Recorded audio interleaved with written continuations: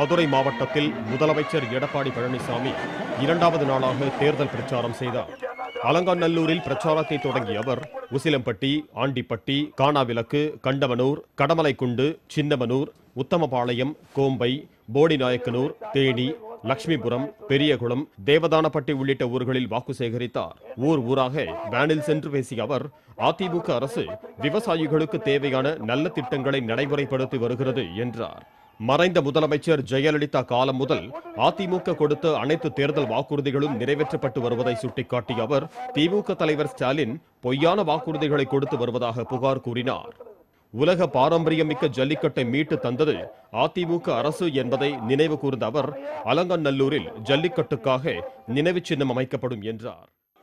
ஜல்லிக்கட்டுக்கு நினைவு சின்னம் கேட்டுக்கிறீங்க, அதையும் அம்மாவுடைய அரசு செயல்படுத்தும்.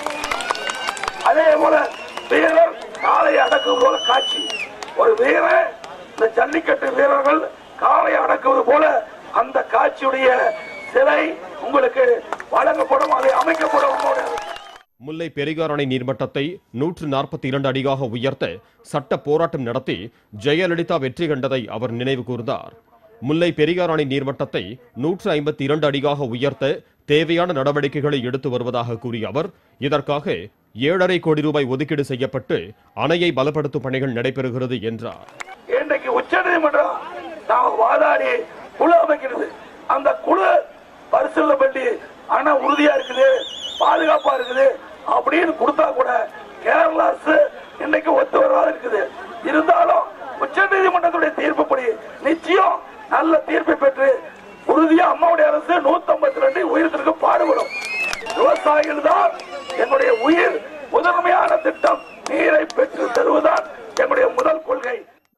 பெரியார் அணையை பலப்படுத்தும் பணிக்கு கேரள அரசு அனுமதி அளிக்க மறுத்து வருவதாக அவர் குற்றம் சாட்டினார். 2 படகுகளில் பொருட்கள் கொண்டு செல்ல அனுமதி கேட்டதற்கு ஒரு படகுக்கு மட்டுமே கேரள அரசு அனுமதி தந்துள்ளதை சுட்டிக்காட்டிய அவர், முட்டுக்கட்டுகளை அகற்றி அணையை தமிழக அரசு பலப்படுத்தியே தீரும் என்றார். விவசாயிகள் வாழ்வு செழிக்க எந்த தியாகத்தையும் அரசு செய்ய தயார் என்றார். இன்றைக்கு 7.5 கோடி ரூபாய்க்கு டெண்டர் விடப்பட்டு பணி துவங்கணும்னு கேரள அரசாங்கம் தடை போட்டு நிறுத்தி வச்சிருக்கிறாங்க. நமக்கு சிமெண்ட் கொண்டு போகணும், ஜல்லி கொண்டு போகணும், மணல் கொண்டு போகணும், ஒன்னா பணத்தோட வழியா கொண்டு போகணும், இல்ல போட் வழியா கொண்டு போகணும். 2 போட்டு இதுக்கு வாங்கணும். அதுக்கு ஒரு போட்டுக்கு தான் லைசன்ஸ் கொடுத்துருக்காங்க, ஒரு போட்டு கொடுக்க மாட்டேன். அந்த அணையை பலப்படுத்துவதற்கு அரசு எடுத்த நடவடிக்கை கேரள அரசு அதற்கு எவ்வித தடை விதிக்க கூடாது என்று அதுக்கு ஒரு வழக்கு போட்டுக்கிறோம். அந்த வழக்கில் வெற்றி பெற்றவுடன் அம்மா அரசு டெண்டர் விடப்பட்ட அந்த பணி நிறைவேற்றப்பட்ட பிறகு 142 152 அடியாக முல்லை பெரியார் நீர்மட்டம்